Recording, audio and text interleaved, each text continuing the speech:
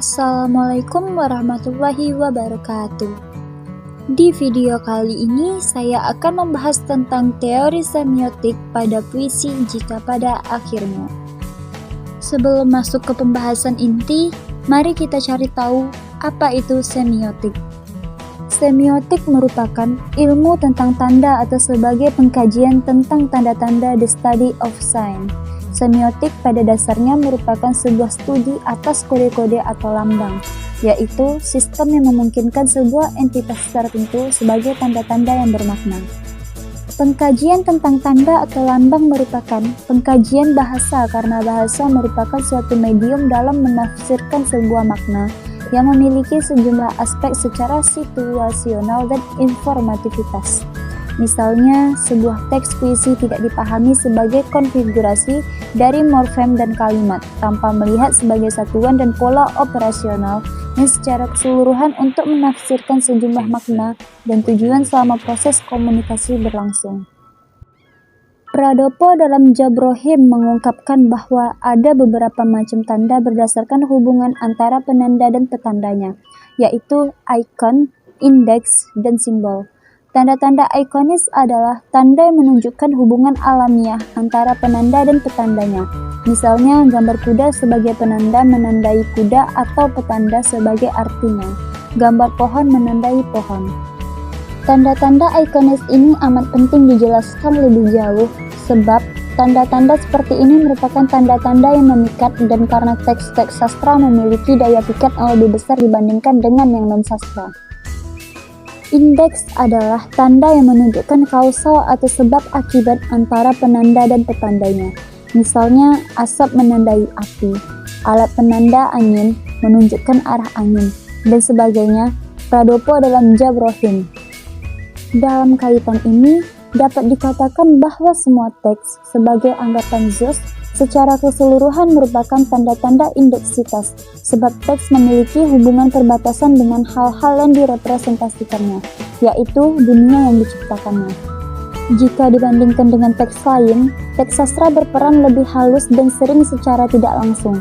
Menurut Paul Ricoeur dalam Darmojo, simbol merupakan bentuk yang menandai sesuatu yang lain di luar perwujudan bentuk simbol, sekunder, figuratif, serta hanya dapat dipahami melalui arti pertama. Yang pertama, kita akan membahas makna ikonitas. Ikon dalam puisi ini diantaranya adalah jika pada akhirnya masuklah, tak pantas, tak layak, mata berkatup, tak berhak. Ikon-ikon yang disebutkan tersebut semuanya merupakan ikon diagramatik, karena ada hubungan antara hal yang diungkapkan oleh tanda dengan gejala yang ditunjukkan oleh acuannya. Ungkapan jika pada akhirnya pada judul merupakan ikon keseluruhan puisi yang merupakan gambaran puisi secara keseluruhan. Ungkapan tersebut merupakan pengandaian yang terdiri atas jika dan pada akhirnya.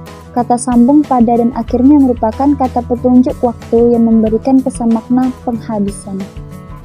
Dengan demikian, ungkapan jika pada akhirnya bermakna kalau atau juga tiba waktunya yang merepresentasikan datanya waktu, sebagaimana yang ditandakan oleh larik 2. Hal yang dibaca oleh ikon tersebut adalah datangnya maut atau kematian yang pasti datang, sebagaimana larik-larik selanjutnya.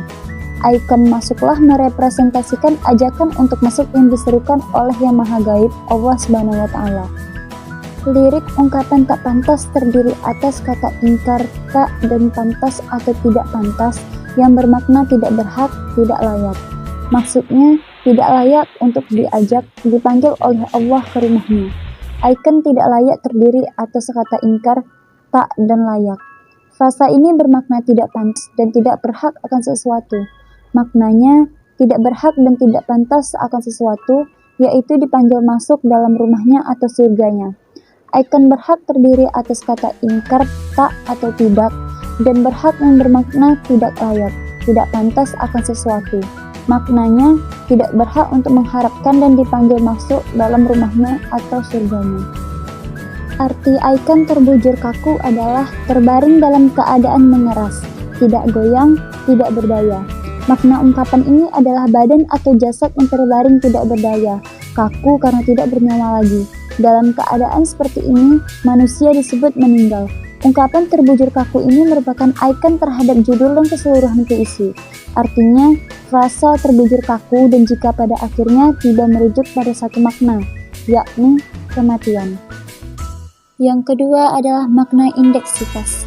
Indeks dalam puisi ini adalah berada di depan rumahmu, membuka pintu, dan mengulurkan tangan.